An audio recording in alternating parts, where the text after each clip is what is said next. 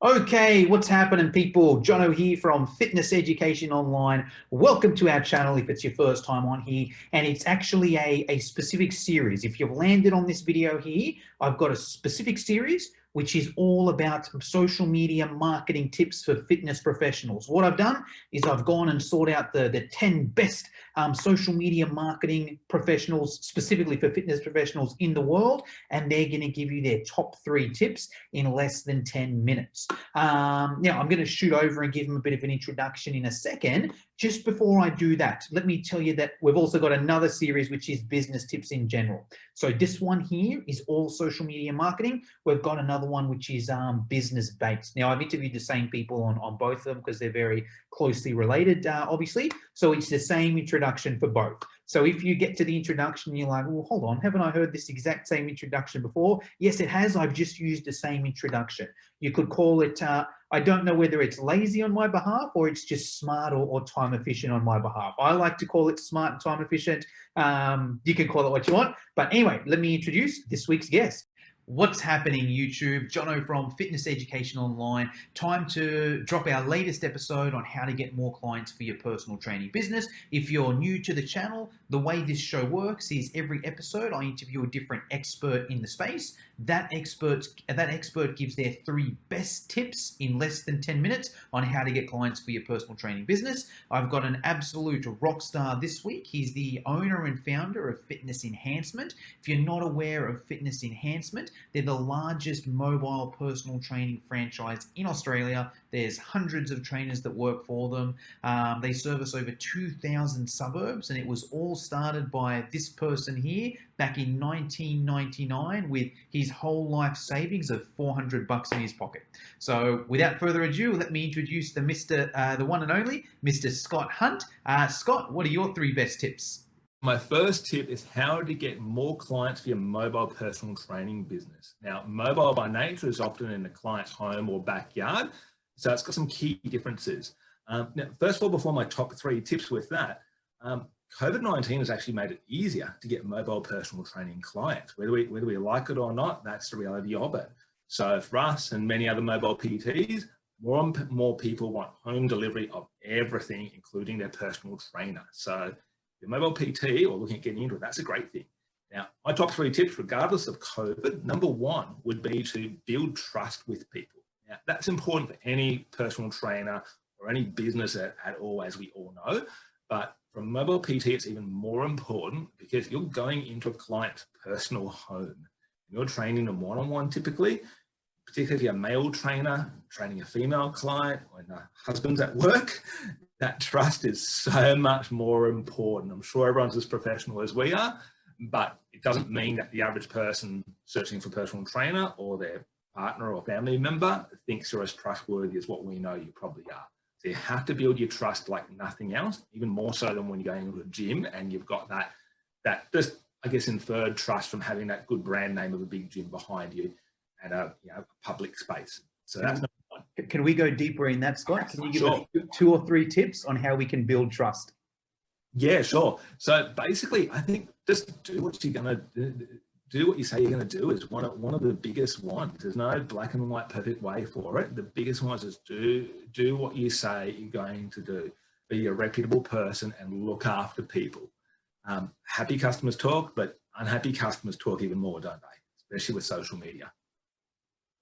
Tip number 2 kind of builds on that build trust. It's make sure Google says you are who you are. As saying, you are who Google says you are. So if you're not on Google or even on social media, you're a nobody. Google says nothing about you. You're a nobody. That's how people are going to see.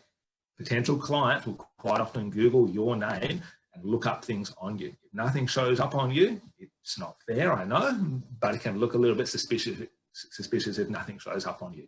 So make sure you actually appear. And then on top of that, make sure the good stuff appears. Make sure you might have your personal social media profile that you do not use for work, and that's fine. You can do that. But make sure that when a potential client Googles you, the things they're seeing about you reinforce who you are as a personal trainer. If it's everything you got up on a Saturday night, that may not be what a client's looking for. Don't put it somewhere publicly where a client could potentially see it. Up to you what you do on a Saturday night, but if you're making it public, you have to realize a client who might be going, it's not my type of guy or girl, might be seeing it. So you might do always great work building trust, and if the wrong thing appears online for you, you're destroying that trust. And one more step with that, that's within that whole brand. So for us within Fitness Enhancement, we know that if there's one trainer damaging that trust within the entire brand, that can have a negative impact on everyone. So what other people do is outside of your control all the time, but hopefully you've got someone, if you are in a big team, who's overseeing that and making sure everyone honors that standard that you're putting out there to the public. Yes. Okay. So let's follow up questions on that, Scott. Any tips on how we can get out there on Google? Should we run some Google ads? Do we get some Google reviews? Do we make sure our LinkedIn profile is up to date? What tips can you give us on getting good on Google? Gee, I'll try and make it too long. That's a long question, but it's never ending. I think Google reviews is a really, really, really important one. So you get your verified Google local place is a really important one. A lot of people don't realize.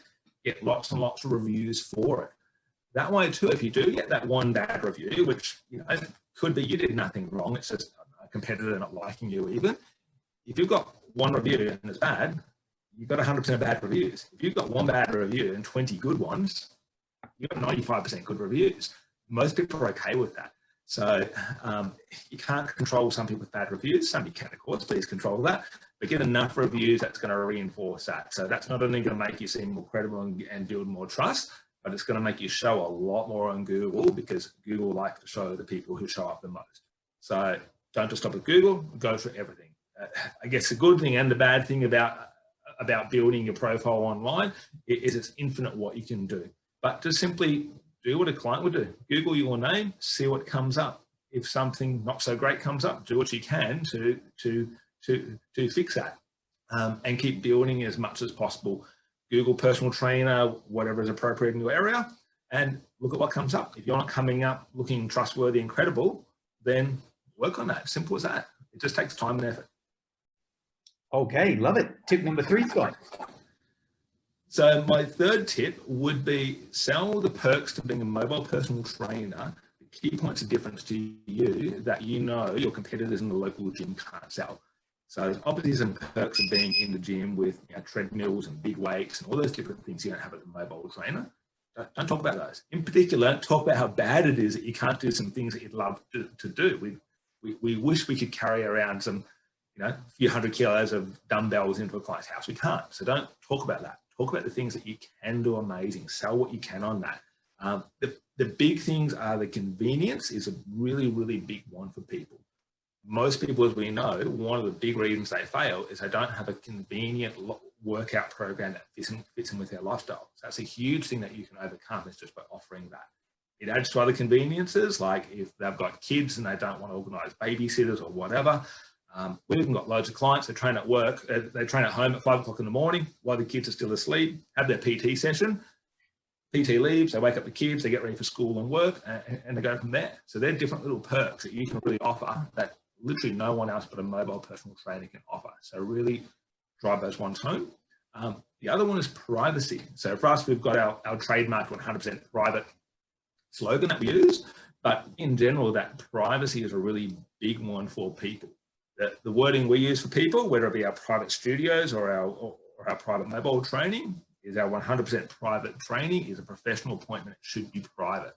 If you go to, I don't know, an accountant, a physio, a doctor, you're not expecting a stranger to be listening in to your private appointment, are you? So why would you expect that with a personal training session? It should be private. Now, that's of course not totally true for everyone. A lot of people don't care. That's fine. But it's all about putting that marketing spin on it and really selling that perk that you've got that your competitor at the gym doesn't have. So you can offer something that they can't offer. No matter how good they are, we're all going to claim we're the best.